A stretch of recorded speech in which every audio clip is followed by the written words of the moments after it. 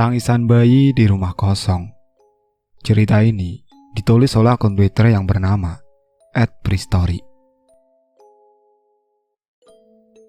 Bulan Ramadan, sama dengan anak-anak lainnya, waktu kecil aku juga sangat menunggu kedatangannya, karena suasananya sangat menyenangkan.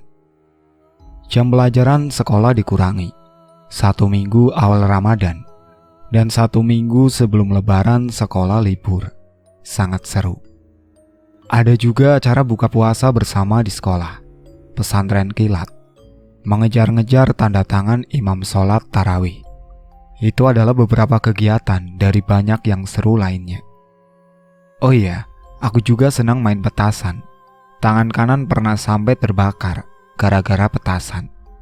Apalagi waktu itu aku tinggal di kampung, jadi makin banyak yang seru. Yang sudah follow lama pasti tahu nama kampungnya. Di kampung ini aku lahir dan tumbuh besar. Dari banyak teman kecil waktu itu, ada beberapa yang selalu main bareng aku, namanya Ali, Yosep, dan Yanto.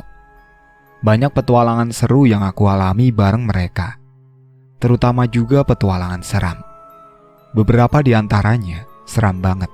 Nanti kapan-kapan aku ceritain satu persatu.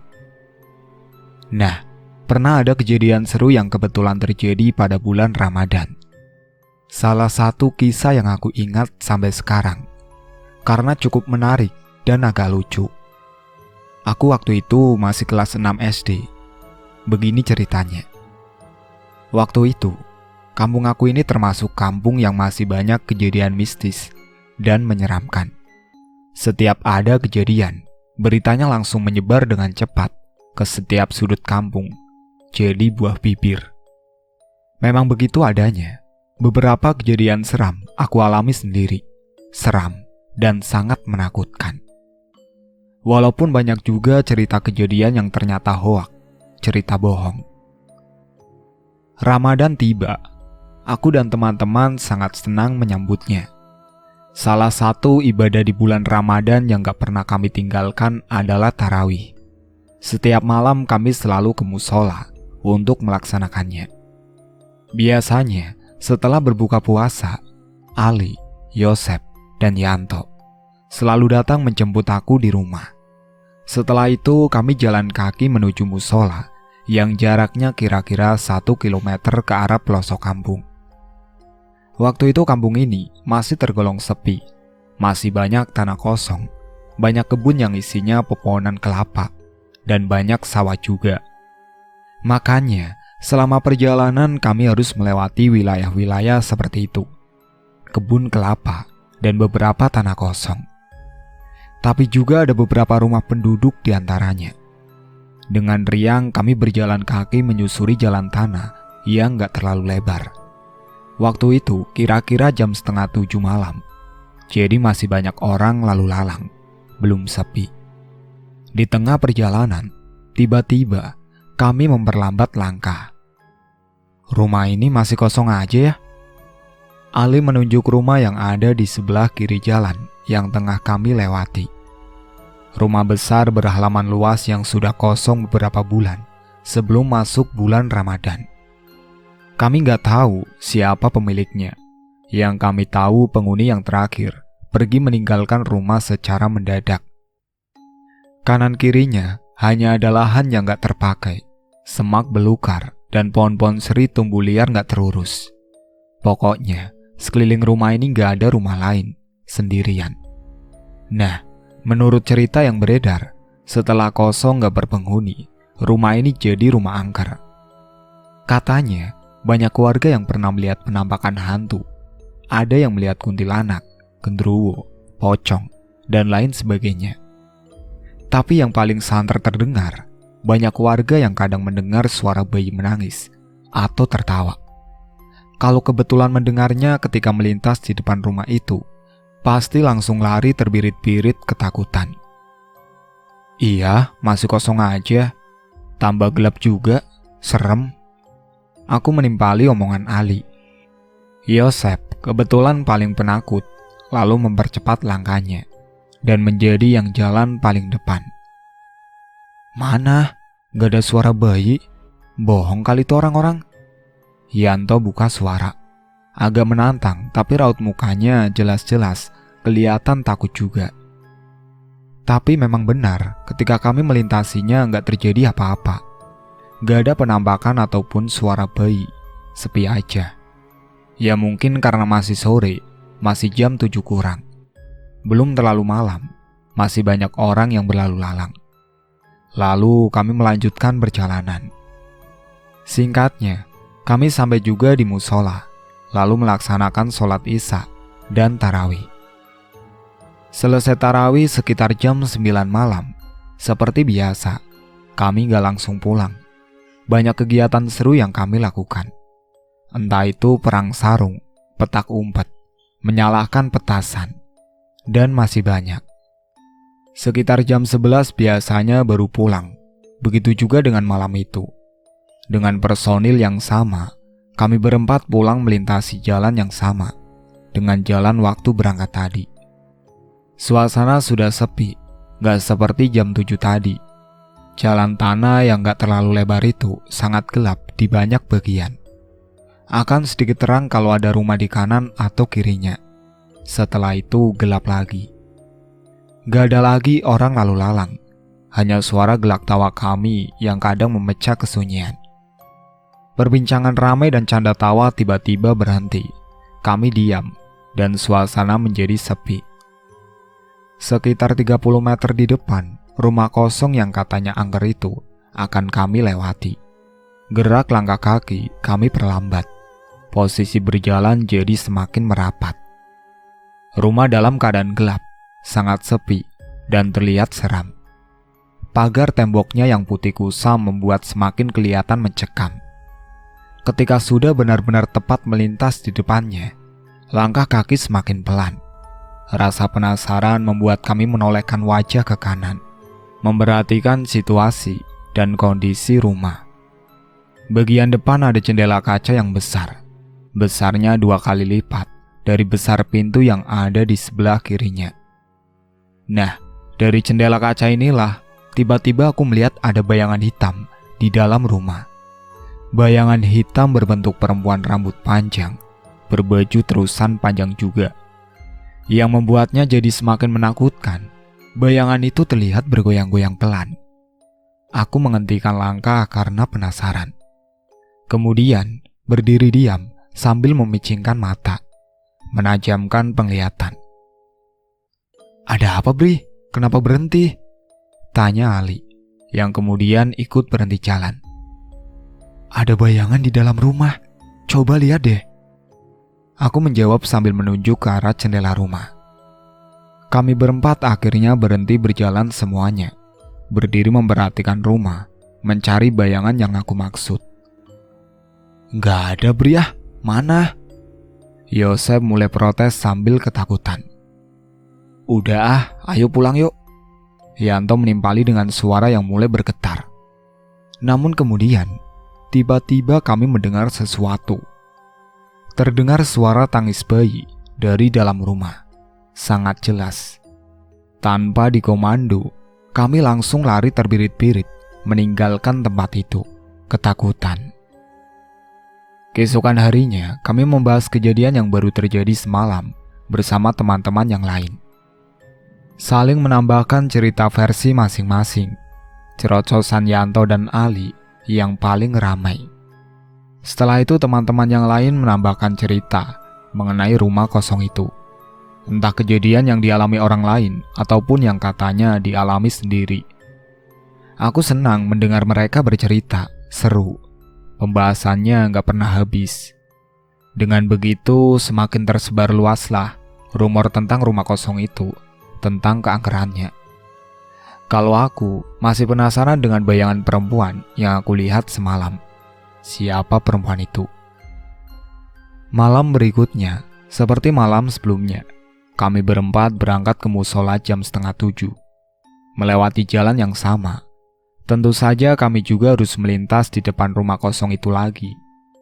Karena masih ingat dengan kejadian sebelumnya.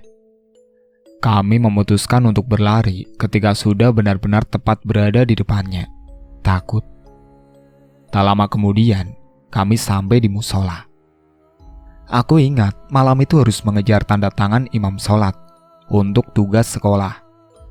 Tapi karena keasikan bermain setelah tarawih, aku malah lupa minta tanda tangan. Parahnya, bapak yang jadi imam ternyata sudah pulang ke rumahnya. Aku ke rumah Pak Ustadz dulu ya, lupa minta tanda tangan. Aku bilang begitu ke teman-teman. Ya udah, kami tunggu di sini aja ya. Begitu kata Yanto. Setelah itu aku berjalan sendiri ke rumah Pak Ustadz yang agak terlalu jauh dari musola. Sesampainya di rumah Pak Ustadz, aku sempat menunggu cukup lama sebelum akhirnya beliau membubuhkan tanda tangan di buku tugas. Selesai, lalu aku berjalan kembali ke musola.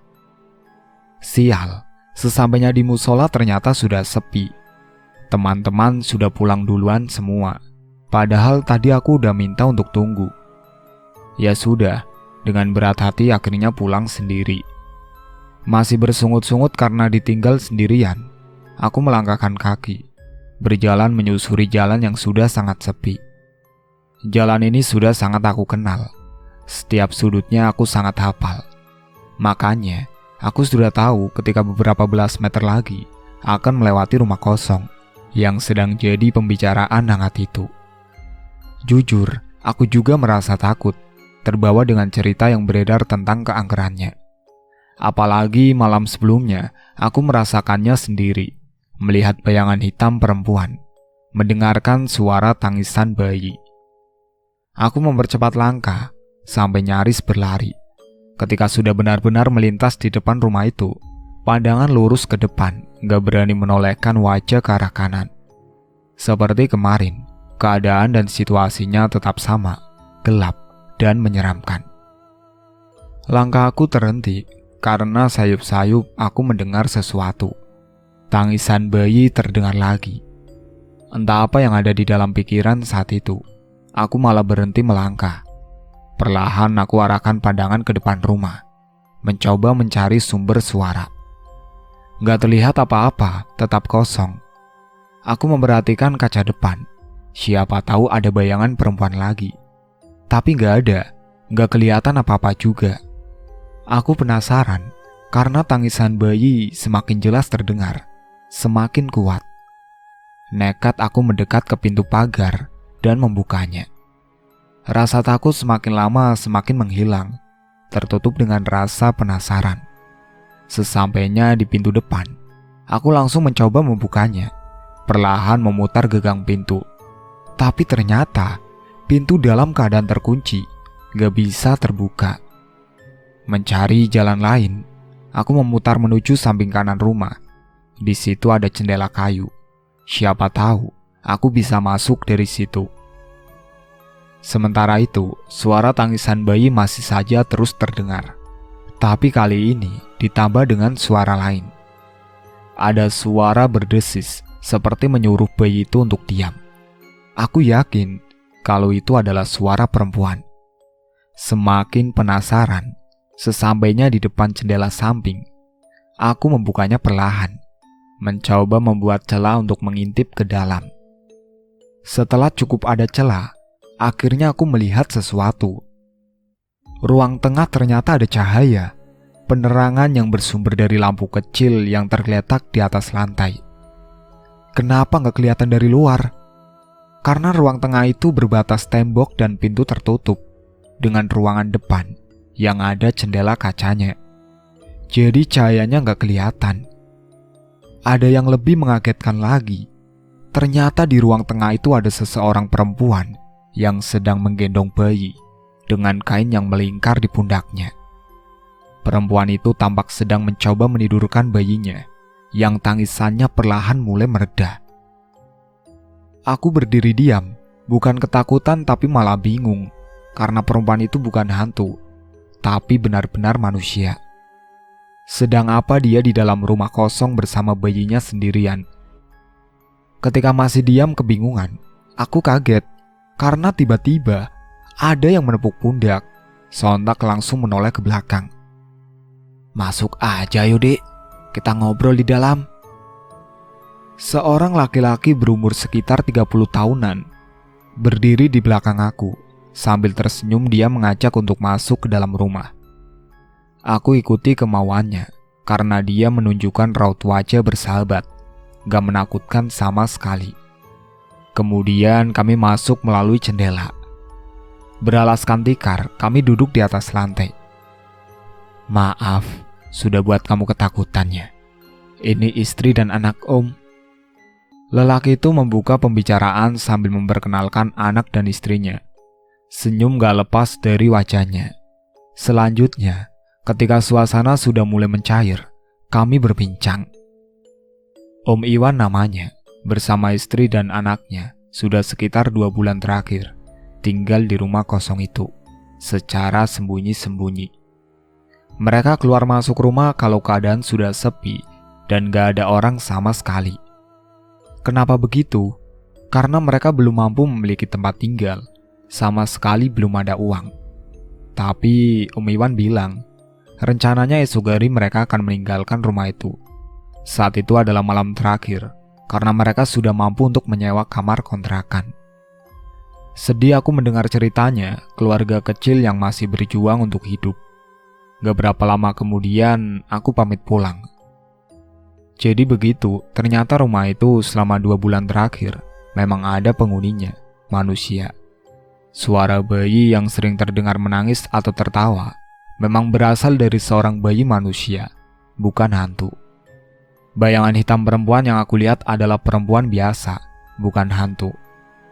Aku senang karena sudah tahu kebenarannya, lega. Beberapa hari setelahnya, teman-teman masih juga terus membahas tentang seramnya rumah kosong itu. Membahas dengan antusias, dengan pembicaraan seru. Ceritanya semakin bervariatif, mungkin banyak rumor yang beredar. Gak hanya suara tangisan atau tawa bayi, macam-macam jadinya. Sementara aku tetap ikut nimbrung kalau ada pembahasan mengenai kisah seram rumah itu. Tapi gak mau menceritakan yang sebenarnya. Aku suka dengan kehebohannya, gak mau merusak keseruan kisahnya.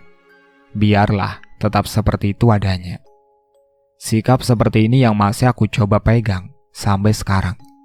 Gak mau merusak keseruan dan kehebohan cerita. Sekian cerita ringan kali ini, semoga menghibur dan ada hikmahnya.